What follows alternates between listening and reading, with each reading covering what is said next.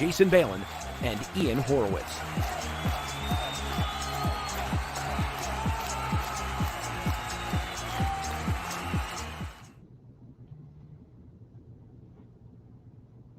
You're on mute. How do you start a show and you're on mute?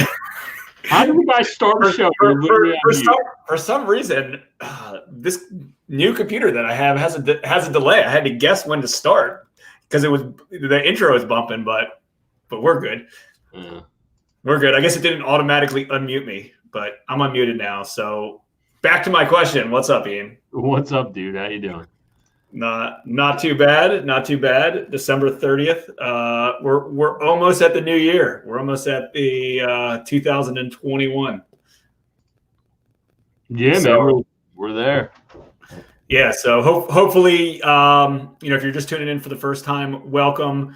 If you are a return viewer, we appreciate your support. Typically, we stream this on a few of our Facebook pages, some LinkedIn, some YouTube. We also post it onto all of our podcasts through iTunes and through the realestatereservepodcast.com as well. So welcome. Have a really good show today. In a second, we're going to bring in our guest, Mike Webb, and we're going to talk about and focus for the most part on how he runs his full-time real estate portfolio, and he dabbles in a few different strategies while still working a full-time job. I actually love guests like this in general and this topic because, I talk to so many real estate investors and they believe that their end goal is to quit their day job and become full-time real estate investors. And again, not that I'm against doing that, but that might not always be the solution, right? Like sometimes it's nice to have, a W-2 paycheck, or you're passionate about your current job that you're in. Like it's not a bad thing to have a job. It's just, it's not. And I'll tell you from experience, just from being a full-time real estate investor for 15 plus years that, that's not the easiest thing in the world, right? Like, when you're a full-time real estate investor, you're not just out there, flipping a few properties and buying a few rentals and owning a portfolio. Like your day-to-day operation is very, very, very different, right? You got managerial roles. There's a lot of other stuff that's entailed. I mean, I know, technically, Ian, you are a full-time real estate investor and also have a full-time job. Yeah, no, luckily my job is a little more forgiving than most. I get 48 hours done in literally 2 days, whereas most people, it takes them all week or 6 days to do. So I guess we kind of have a competitive advantage, but we still have the same stresses. We still have to report to work. We could be up all night. We have a lot of the same stresses. And actually, Mike Webb, who we're about to bring on now, who's also a fireman, was literally just telling us about how the first time he went through having to going from shift work to day works, having an issue keeping his business afloat, to this time where he's actually got systems in place. So let's bring Mike in. And Mike, do you want to introduce yourself? Hey, how's it going? Thanks for having me, guys. My name's Mike Webb, and I live outside Frederick, Maryland, and I do most of my real estate investing in West Virginia and parts of Maryland down into Virginia. I've been doing this for since 2013 is when I kind of got into it. And since then I've been working full time, like you said, as a career fireman and running a real estate business on the side. Nice. So when you first got started, did you jump right into rental properties, or was it flipping properties? What's your, what's the asset class that you enjoy to do the most? Yeah. So I originally got started with rental properties. So my whole goal was to have ancillary income. And at the time, like they had recently just talked about laying like 80 of us off. And I was in that group. I had just moved here with my wife, built a house. And I was like, man, if I lose my job, what else am I going to do? Besides, firefighting is a kind of a small segment there. Like, right. And at that time, like we were just coming out of the downturn. So there wasn't a lot of jobs, so it's like, what else am I going to do? And so I was like, well, I've always been interested in real estate. I've always been interested in rentals. And I looked at Subway franchises and a Liberty Tax and, a mowing company, like you name it. I was looking at it because I've always had that like entrepreneurial thirst, but I just kept coming back to real estate. So I spent time educating myself, and pulled the trigger and bought a rental. Yeah, and I think me and Dan went through the same thing around the same period of time. Us that are public servants, we went through a really weird period where we almost became the devil, and we were bankrupting these cities. And our pension. A lot of people don't understand. We only pay into a pension system. We don't pay Social Security, and it could get real scary real quick. And I know a lot of us are like, oh, we know how to fight fires, and all of that. We're not really good at anything else. But I feel your pain. That's right when we got involved in real estate. We had the same. We had the same thing. It was like, well, what can I do while I'm at work that allows me to still generate income? And, like you talked about, I was landscaping. We were working days and nights, 2 10-hour days, 2 14-hour nights. I would literally work before my 2 night works, go out, work all day, work night, and I would landscape. You can't do that for a long period of time. And I find it interesting that you landed on real estate as well. Was there like one thing that like really, really appealed to you about real estate that, whether it's time management or what attracted you to real estate over those other businesses? I guess, it's one of those things like I can touch it, I can see it, I can understand it, where you can sit there and talk about investing in the stock market or all these other types of investment vehicles. But I was like, I can understand like buying a box, fixing that box up and selling that box, or, fixing it up, renting it, whatever.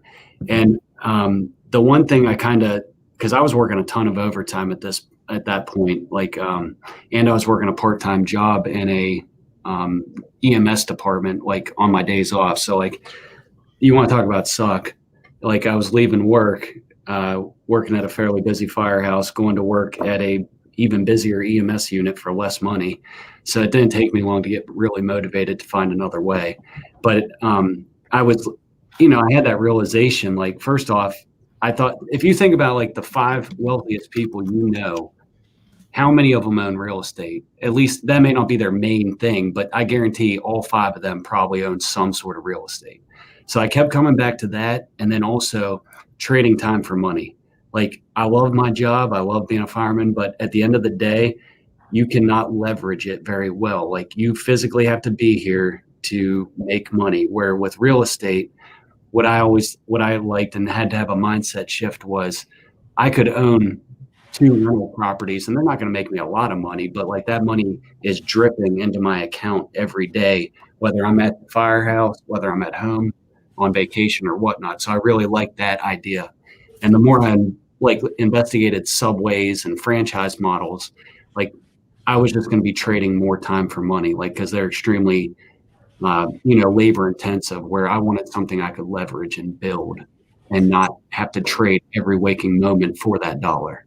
Yeah, makes a lot of sense. Let's talk a little bit about your rental portfolio, because it seems like it's grown to a good size over the years.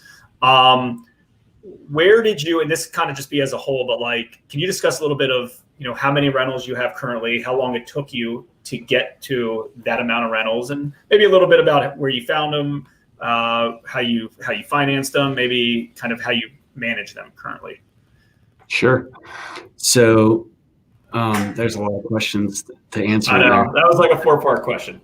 Yeah. It's like, how much time do we have? Because I can spend a couple beers talking about all this, So first, I found my first rental on the MLS, because like I said, I started in 2013, so you could still find stuff there. I just got lucky and found a guy that was a motivated seller, unbeknownst to me at the time. Bought it under market, fixed it up, over improved it. I found a lender and an agent at a local real estate meeting. So I funded it. Basically, like I said, I was working a lot of overtime. I was working a part-time job. So I was able to pay the points, put some skin in the game, and use private money to purchase it. I used private money to fix it up. I leased it up, and then I refinanced it, paid them off, and that's kind of how I started. Then I had proof of concept. So it didn't go as smooth as I hoped, but I always say, the first one is the best one, because you learn it's possible. It's possible, but until you do it, you're it's still kind of mysterious. So I actually didn't get the appraisal I thought I was going to get. And now looking back, it should be no surprise. Like it shouldn't have surprised me, but at the time it did because I didn't understand everything. So I actually had to leave, I think like 20 or 30,000 in the deal. So I wasn't able to pull all my money back out and pay the private lender, but I was able to structure something to where they basically were in second position and I paid them off over time. So that's kind of how the first one went.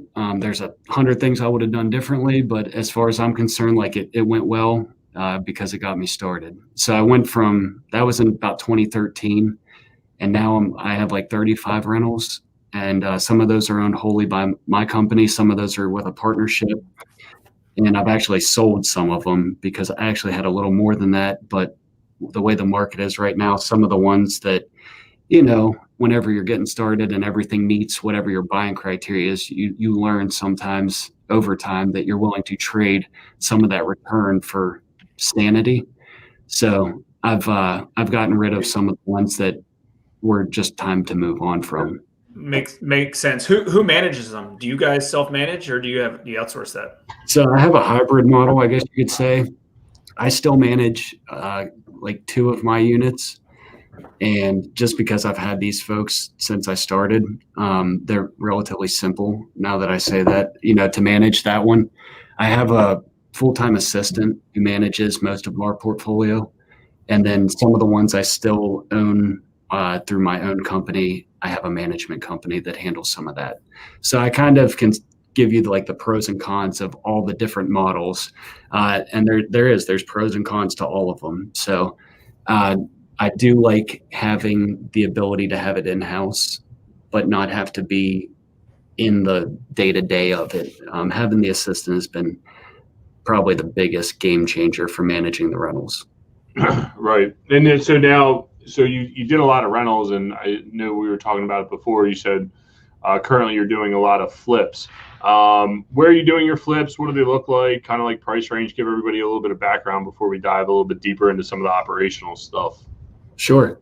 So the market has obviously been increasing over the last couple of years, and when I'm buying these rentals, I'm buying rundown stuff, fixing them up to a certain level, and then renting them. Which was basically, I'm basically flipping these things. So I wasn't actively seeking flips, but as I saw the market keep increasing, I was like, well, I have the skill set. I know the people that can do it. I'm just going to basically rinse and repeat into a different exit strategy. So the bread and butter flip I'm looking for is like a 3-bed, 2-bath, 1,400 square foot, between like anywhere from 150 to 300, because I can sell that all day long. And I try not to vary too much from what we do for our rental property because the fit and finish is relatively the same. The different price points, you just have to maybe swap out laminate for granite or do a nice backsplash instead of a surround, whatever, stuff like that. You start to figure out as you know the market, but that's kind of our flip business right now is the 150 to 300, ideally 3-bedroom, 2-bath.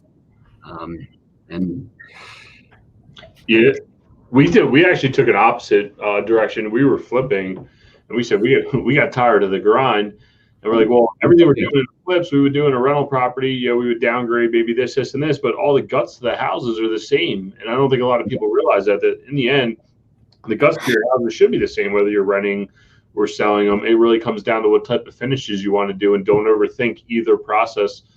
And that's actually the path that we took to get into rental properties. Now, you mentioned before, and a lot of people don't know, I don't want to call you out, but I tagged your union president over here to say, hey, watch this video. But anyway, I don't want to get you in any trouble, but I know you're on Dayworks right now at a training academy. You may or may not be at work right now. What have you had to do? Because you mentioned before the last time you got assigned a Daywork position that you almost lost your business. What happened there, and what has changed where you are today to be able to take a Daywork position and still be able to manage your business full time, and presumably more operationals because you're doing more flips and you got more daily activities going on?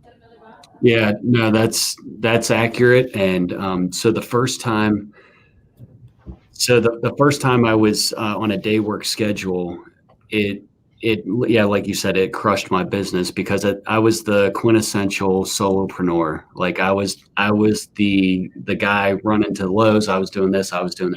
Everything was dependent on me. So after I got out of that assignment and went back to field like shift work, I was like, all right, we're going to change that because everything I had built was basically ceased to operate for about a year. So I started a partnership, and like I said, I own some of those rentals with a partnership. His name's Bill Kenny. We've been buddies pretty much since 2013, and formalized a business. I don't know, about 2 years ago. So we have been actively building that business and building systems and processes, which whenever you get into this business, nobody ever talks about. You figure it out one way or the other. You either get out of this business or you figure this stuff out, because like there's no way in my mind you could continue to operate being a one-man band. So we built some processes, built some like standard operating procedures, and I basically just took like fire department brain and just applied it to the real estate business. I was like, man, we have SOPs. So if I run a single family dwelling fire, everybody knows what they're doing. So I basically was like, well, I'm not very smart, so I'm just going to take the same concept and do it with real estate. So I was like, all right, this is the SOP. If we get a rental, if it's between this price and this price, this is the carpet, this is the paint, this is the floor. And then that way I could train somebody. So I'm using pretty much the same labor. And now, like I said, I have an assistant, and she knows now that like, hey, this is the flooring, this is where we get it. If that's out of stock, this is who I call. This is the one I get after that and after that. So over the last 3 years, we've just refined those systems so that it's less dependent on me being there in person. And we use Voxer. It's kind of like Slack or any of those like push to talk type things. And usually my drive to work or my drive home to work or on my lunch break, I can respond to a couple Voxer messages and things are still happening while I'm here. So whereas before, none of that infrastructure existed. So everything stopped. Yeah, I love it. Yeah, I love that, because so many people don't realize that you got to treat this as a business. It doesn't matter how many properties you're doing, if they're rentals, if they're flips, if you're a lender, if you do apartment syndications, it doesn't matter. It's a business, and you know it's hard work. I mean, it's potentially fruitful down the line, but it's hard work. And let's talk a little bit about. I'm curious, related to scalability. It seems like you have a really good system in place for everything right now that you're currently doing, and you have scaled, and I think you have the personality type that you want to continue to scale more. Obviously, you want to get yourself into good deals. You don't want to just do crappy deals. There's no time or need for that. But poor business model. Yeah, but what's kind of your goal? Is your goal to potentially be, a full-time, and I would probably state you are a full-time real estate investor, but to not have a job and like this would be your job, or potentially go down the road and just keep acquiring this stuff slowly? Hey, I'm going to take on another 2 to 3 rentals a year. I'm going to continue to flip 5 or 6 houses a year and just keep, the momentum growing with that over and over and over. Is that kind of the long-term vision? Or you might not know, right? Like things change. Yeah. Like one of my favorite quotes is like, go as far as you can see. And once you're there, you'll see a little bit further.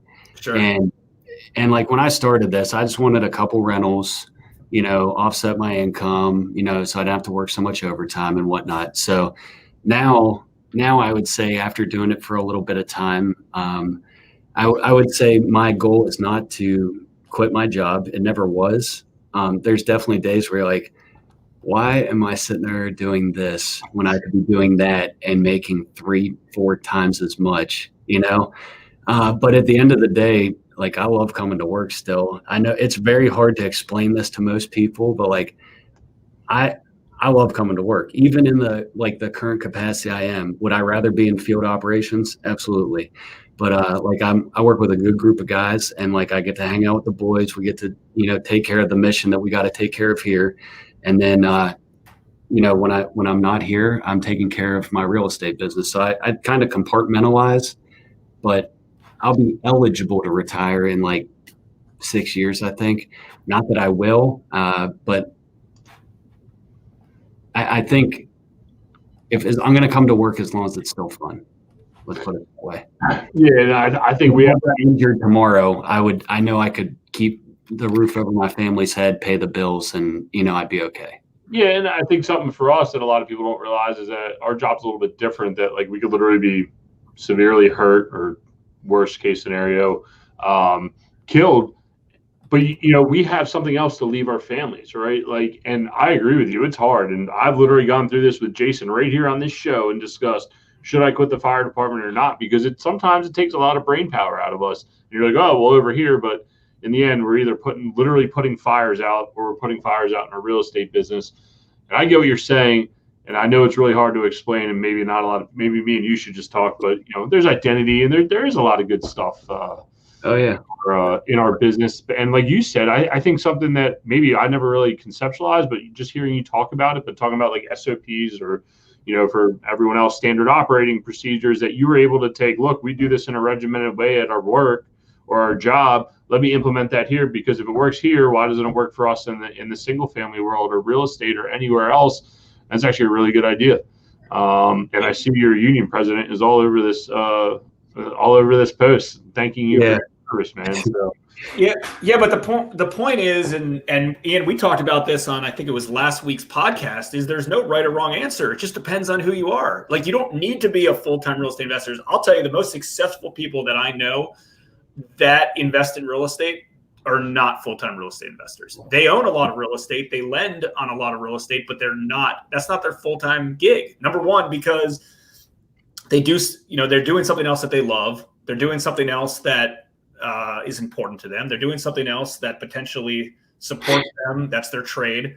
I mean, think about it, Ian. Or both of you guys. I mean, think about how many other people potentially are your situation. I mean, we know a lot of people that are full-time CPAs and they love that stuff and they invest in real estate. We know so many teachers, everybody, so many different professions and jobs. Like, that's their passion. That's what they're into. That's what they want to do. And they all started in real estate as a side hustle in order to kind of get there, with potentially the hopes of like, hey, I'll quit my job. This is a pain in the neck, and I want to do this full time because I can make so much money. But again, it gets to the point that, everyone eventually will get to the point where lifestyle is more important than just the financial side of it. And and a lot of times you do need to hit that financial side to get to the lifestyle, right? Like that's important on a lot of means, but again, there's no right or wrong. You work backwards, you figure it out. Some people say, hey, listen, I just want to make $10,000 a month in passive income, and that's their end goal. And that's fine, right? And they don't want to hustle any further than that. Some people want to make millions and millions and millions and millions and millions, and they want, whatever, their name on, a skyscraper, their company name, right? And might be a little bit more ego driven. There's no right or wrong. It just depends on who you are and what you want. Right. Yeah, I'm looking up at I think you sent this to me, Jay. It says, don't be the CEO, be an investor, right? It says James Quincy is the CEO of Coca-Cola, and he made $10 million, but Warren Buffett is the investor, and he makes $592 million. And I think a lot of people need to take the time and step back and say, hey, you know what? I make good money over here in my W-2 job, and I can invest that. And one day my passive investments is going to outweigh my W-2 income. And at that point, like you were talking about, a lifestyle change or whatever it may be, or, it might afford Mike an earlier date of retirement than others, and say, you know what, I can go enjoy life at a sooner date. So that's right. And I love this, Tracy. This is awesome. I'm a nurse, just bought my first flip and plan to do both. Awesome. Absolutely. Like that's where it's at. And so many investors, and I'll tell you, Tracy, I know you're not 100% there yet, but if you're still watching or listening to this, along with everybody else, the one mistake that so many people make is they scale up too fast because they think they want to do it and they want to accelerate the process. So for instance, I just did a flip and I made $25,000. It's great. Now I'm going to go buy 5 more flips because I believe I'm going to make $25,000 more on each one of those. That's not going to happen. As you scale, margins get reduced. Other things potentially occur. You're not going to be as focused on those upcoming deals as you were focused on this deal. And there's nothing wrong with that, but you got to understand that going into that, scaling up and taking it to the next level is very, very different.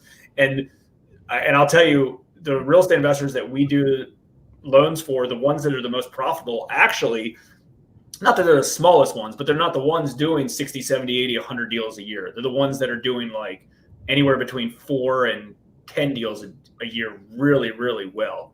They spend time, they're finding the right deals, they're executing, they're penny pinching to get everything done the right way. And they make more money than the guys that are doing, tons and tons of deals. So 100%. I actually did less deals this year and made more money. Yeah, 100%. So like to me, that's winning. Like it's kind of like the natural like yardstick in this business. How many units you have, how many deals you do. Where at the end of the day, man, it's like I'd rather do less deals, make more money, right? Maybe. And you started talking about like what would you like to do in the future? Like you hit on the lending, like that. I've done a couple loans this year to being the lender for once. And I definitely can foresee me shifting more to that model over the next 5 to 10 years. Big time. Exactly. Yeah. I mean, there's the beauty of real estate investing. I mean, it's such a broad term, real estate investing, right? There's so many different strategies that you can be involved in. And everyone that's successful is in all of them. I mean, we've wholesaled, we've flipped, we've lent, we've been involved in apartment syndications, pretty much everything. And the 3 of us, I think, collectively have done so. So that's just the case. You figure out what opportunity works the most. There's a lot of people like, well, why are you going to lend on this? Why don't you just be the principal of it and buy it? And it's like, I hope this investor makes $60,000 when they flip this house. And I'm comfortable if we only make $8,000 between fees and a few payments, I'm comfortable with that. And that works. And they're working hard to make that, and they deserve it, and ours, we take a little bit of a back seat. But it's also a lot less time. Hey, Mike, I got to ask you a good question is when you first started, how many guys around the firehouse table, and I don't know if you really shared it, but how many guys were like, oh, there's no way, it's going to be too much of a pain in the butt. Like, why? You know how the kitchen table is. Everyone's got to beat you up. Everybody's so nice and friendly. Yeah, everyone's so nice. Hey, I'm your buddy. I give you a hug and a kiss. But no, for those that don't know, it's usually it's the snake pit, man. But yeah, where you get humbled. But seriously, how many people were like, "Hey, man, go out and do it"? Like that's cool. Or like, were a lot of people skeptical? And now that they've seen your success, they have a different, or their eyes been open to real estate. So I don't recall exactly how much I shared at the beginning. Yeah.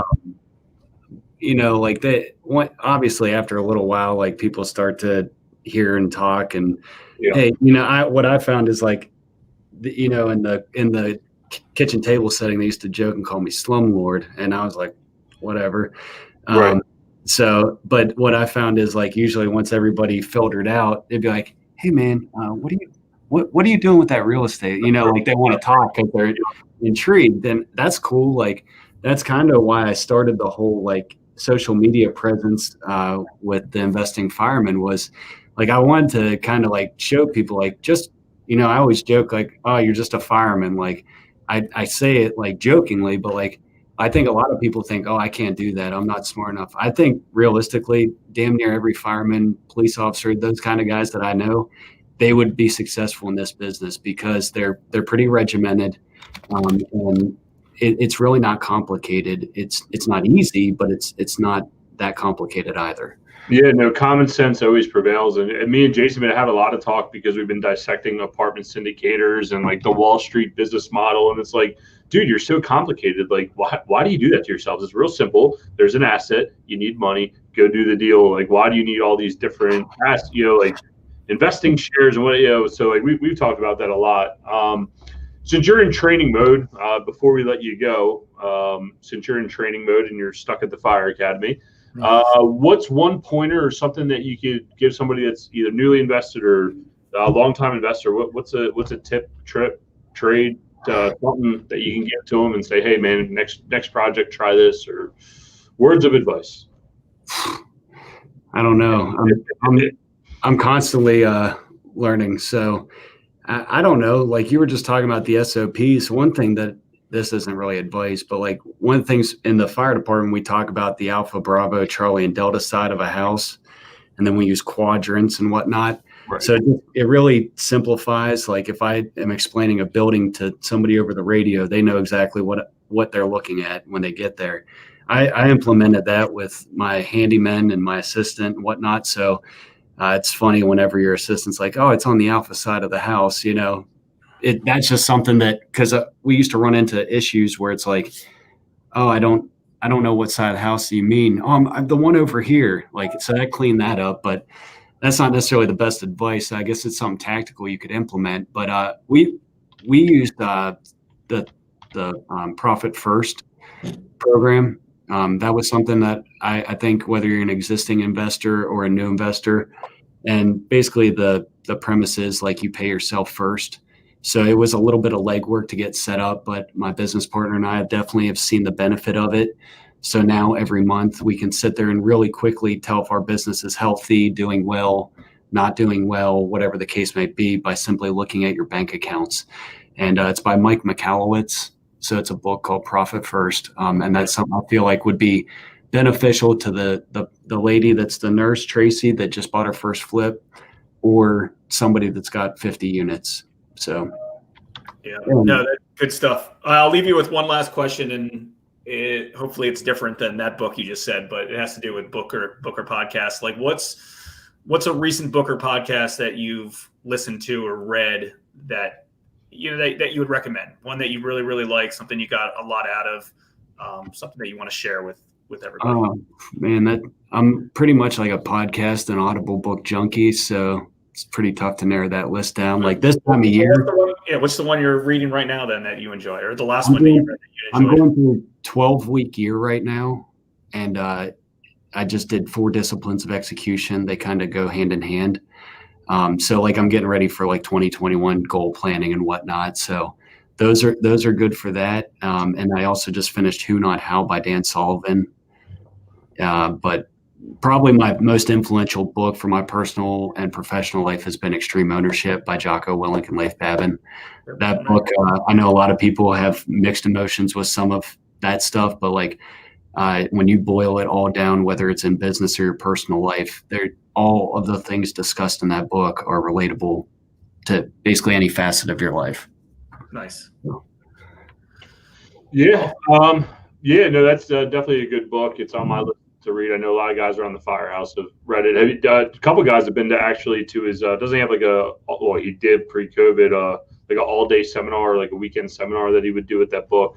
Yeah, I attended the one in DC. They call them a muster. And it's pretty crazy. Like you show up and it's just like a bunch of dudes that are like, and females that are kind of like you. Like they're just like boom, boom, like just a whole bunch of like hard chargers, I'd say. Like not too many conferences do you go to. And at 4:30 in the morning, there was probably 200 of us ready to go work out. Like it was pretty crazy. So it was good. It was money well spent. And you meet people that are from all walks of life. Like I sat with a bunch of SWAT officers from Nassau County, and that guy on my right owned a beef farm. So it's like you kind of have all walks of life, but everybody that's all about like prioritizing and executing whatever their thing in life is right now. It was kind of cool. Right. Yeah, no, that's cool. Tracy, the last 2 books, one was Extreme Ownership by Jocko, and the other one was, what'd you say it was, 12-week calendar year? So I kind of blended 3 of them in there. There was 12-week year by Brian Murray or something, and then 4 disciplines of execution, and then Who Not How. Sorry, I know you asked me for one, but kind of. Yeah, hopefully, Tracy, you got that. I was trying to keep up. I can't even keep up. 12-week year, and then 4 disciplines, was it? 4 disciplines of execution. I'm a terrible typer. Discipline of execution. Felix, I see. Yeah, Felix is out there. I'm on my lunch break, Felix. We got family night tonight. Yeah. Hey, man, he's actually got to do something and sit around and wait all day. But with that being said, we are going to let you go because I know you have a lot going on tonight. You got a new training class coming in and greeting the boys, and hopefully you don't break anyone tonight during family night. But with that being said, how can people get a hold of you? We know you run a real estate group. If you want to promote that real quick, and then we'll let you go. And I'm sure me and Jason will yap for the next 20 minutes after you roll out. Sure.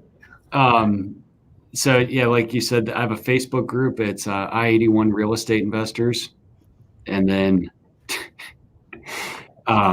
if you ever want to get in touch with me, I'm on social media: Facebook, Instagram, with my name, or I also run an account called The Investing Fireman.